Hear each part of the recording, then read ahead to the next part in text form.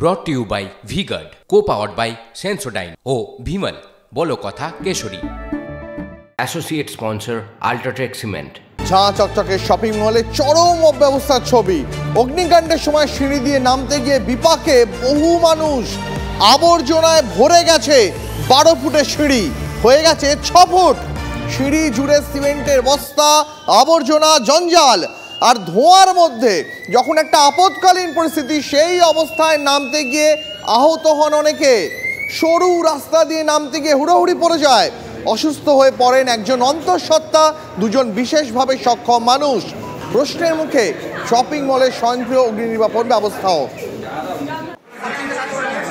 অগ্নি নির্বাপন ব্যবস্থার ডেট পেরিয়ে গেছে এমন অভিযোগ রয়েছে, কিন্তু তা সত্ত্বেও সেটা বদলানো হয়নি। এই কথা বলছেন ভুক্তভোগীরা, যারা এই আগুন লাগার সময় আতঙ্কের মধ্যে নামার চেষ্টা করছিলেন। সৌরভ দত্ত আমার সহকর্মী, আবার আমি তার সঙ্গে যোগাযোগ করবো। সৌরভ, যেমনটা তুমি একটু আগেও বলছিলে যে একটা 12 ফুটের সিঁড়ি, যেটা ফায়ার এক্সিট, আগুন লাগলে যেখানে এমার্জেন্সি নামার জন্য, কারণ লিফটগুলো বন্ধ হয়ে যায়, তখন সিঁড়ি দিয়েই নামতে হয়, সেই 12 ফুটের সিঁড়ি নাকি আবর্জনা, সিমেন্টের বস্তা, কংক্রিটের জন্য মাত্র 6 ফুটে এসে দাঁড়িয়েছে।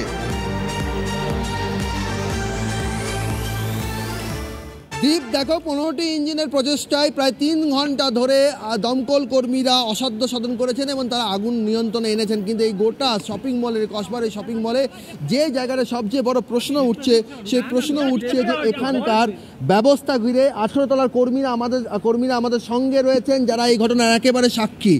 আপনাদের অভিজ্ঞতাটা একবার বলুন। আমরা বলেছি, আমরা জানিয়েছি, TV9 জানিয়েছে দমকল মন্ত্রীকে, যে কথা আপনারা আমাদেরকে জানিয়েছিলেন।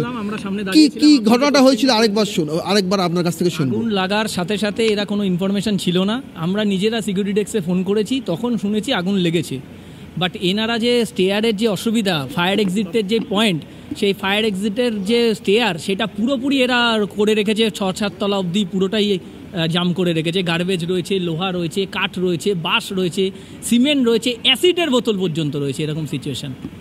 সেই জন্য ওখান থেকে নামার সময় এতগুলো 2-2.5 হাজার লোক, 1,500 লোক ওই সিঁড়ি দিয়ে নামাটা ইম্পসিবল ছিল। ইভেন তাতে প্রেগনেন্ট মহিলা, বয়স্ক লোক, হ্যান্ডিক্যাপ, তাদের এমন অসুবিধা হয়েছে যে রিকভারি করাটা খুব প্রবলেম হয়ে গেছে। গর্ভবতী মহিলার নাম জানতে পেরেছে? না, নাম জানতে পারিনি। তিনি কোন তলায়, 12 তলায় বা 14 তলায় অফিসে আছে, তাকে আমরা গাড়ি ডাকিয়ে আমরা পাঠিয়েছি। আপনারাই রেস্কিউ করে পাঠিয়েছেন গর্ভবতী? আমরা ইভেন তাদের অফিসের লোকরাও ছিল। বেশ সৌরভ, বুঝতে পেরেছি। আপাতত তোমাকে ধন্যবাদ। কিন্তু আরো অনেক বড় বিপদ আজকে হতে পারত, কিন্তু ভাগ্যক্রমে মানুষ, সাধারণ মানুষ, তারা সুষ্ঠুভাবে নেমে আসতে পেরেছেন। কিন্তু তারা অভিযোগ করছেন বারবার যে আবর্জনার জন্য, সিমেন্টের বস্তার জন্য ফায়ার এক্সিট অনেক সরু হয়ে গিয়েছিল।